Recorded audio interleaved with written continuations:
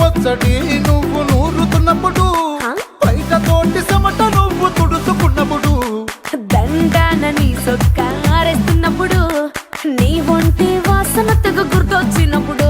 రెండు చేతులెత్తి జుట్టు ముడిసినప్పుడు, జండు కత్తుకొని పడుకున్నప్పుడు, అలసిపోయి నువ్వు ఆవలించినప్పుడు, వచ్చుండై ఫీలింగ్స్ వచ్చి వచ్చి చంపేస్తు